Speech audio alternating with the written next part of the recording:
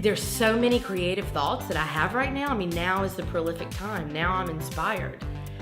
It's a force that I'm not sure that there's like a word for it. Maybe it's just more like a, it's like it would be a sound. It's just excitement and being alive, working and living, traveling and meeting people and putting myself out there and, getting rejected, getting approved, it's life.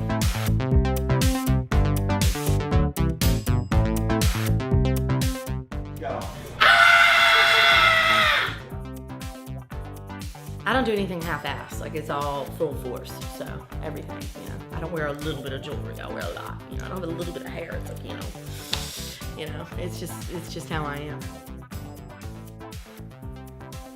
I have several series that have really become the guts of me.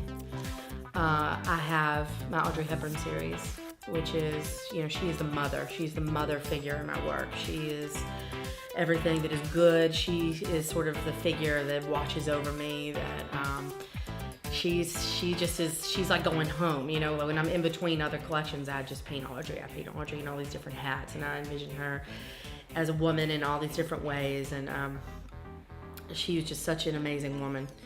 And then I have this Trophy Wife series, and I'm completely obsessed.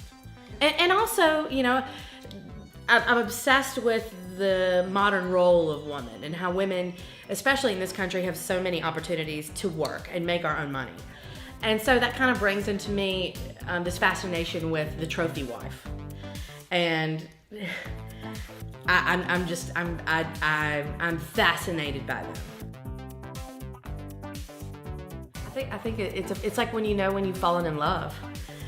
I just fell in love with painting. It's like when people buy art, they see an image and they fall in love with it. They're gonna live with it every day. It's this whole business that I'm in right now is just about love. It's about falling in love.